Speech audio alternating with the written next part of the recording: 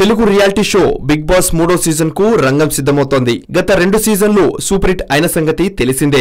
Big boss తెలుగులో మొదటి season కు young tiger NTR వ్యాఖ్యాతగా వ్యవహరించాడు. Aravinda Sametha cinema shooting ఉండడం వల్ల 2వ సీజన్ కు నేచురల్ స్టార్ నాని యాంకర్ గా పనిచేశాడు. అయితే 2వ సీజన్ లో కౌశల్ ఆర్మీ దెబ్బకు హౌస్ మేట్స్ తో పాటు యాంకర్ నానిని కూడా బాగానే ట్రోల్ చేశారు కౌశల్ ఆర్మీ. వారి దెబ్బకు మరోసారి బిగ్ బాస్ కు యాంకరింగ్ చేయనని తెలిపాడు నాని. 3వ సీజన్ కు రంగం సిద్ధం కావడంతో యాంకరింగ్ ఎవరైతే బాగుంటుందని ఆలోచిస్తున్నారు. ఎన్టీఆర్ కు రాజమౌళి సినిమా ఉండడంతో రావడం కుదరదు, నాని చేయనని చెప్పాడు. విజయ్ దేవరకొండ అయితే బాగుంటుందని అతన్ని అడగ్గా ఆ టార్చర్ నా వల్ల కాదని చెప్పేసి తప్పించుకున్నాడట విజయ్ దేవరకొండ.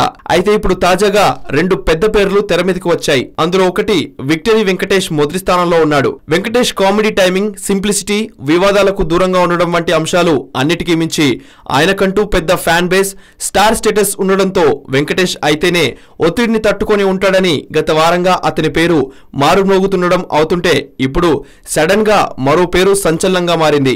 అదే మెగాస్టార్ చిరంజీవి. మొదటి ఆప్షన్ చిరంజీవిని పెట్టుకుని మెగాస్టార్ కాదంటే వెంకటేష్ ని ఫైనల్ చేసే పనిలో బిగ్ బాస్ యాజమాన్యం ఉందని వార్తలొస్తున్నాయి. ఖచ్చితంగా బిగ్ బాస్ 3 పై సీజన్ 2 ప్రభావం ఉంటుంది. మళ్లీ కౌశల్ ఆర్మీ రంగంలోకి దిగి కౌశల్ బయట నుండి సపోర్ట్ చేసే వ్యక్తిని గెలిపించడానికి ఆర్మీ సోషల్ మీడియాలో పెద్ద ఎత్తున ట్రోలింగ్ చేసే అవకాశాలు ఉండడంతో ఆ టార్చర్ తట్టుకోవాలంటే మెగా ఫ్యాన్స్ అయితేనే బాగుంటుందని, అన్నయ్య కోసం పవన్ ఫ్యాన్స్ కూడా ఎలాగూ ఉంటారు కాబట్టి బిగ్ బాస్ పై సోషల్ మీడియా ఆధిపత్యం తగ్గాలంటే మెగాస్టార్ అయితేనే వర్కౌట్ అవుతుందని మెగాస్టార్ సిగ్నల్ కోసం 1000 కళ్ళతో ఎదురు చూస్తుందట బిగ్ బాస్ యాజమాన్యం. ఇక ప్రతిష్టాత్మక సైరా ఒకవైపు, త్రివిక్రమ్ సినిమా, రాజకీయాలు, ఇంత బిజీ టైంలో కూడా చిరు బిగ్ బాస్ చేయడానికి ఒప్పుకుంటాడా లేదో వేచి చూడాల్సిందే. హలో, మిమ్మల్నే యోయో టీవీ యాప్ డౌన్లోడ్ చేసుకున్నారా? ఇంకా లేదా? మీ యాప్ స్టోర్ కి వెళ్ళి వెంటనే డౌన్లోడ్ చేసుకోండి.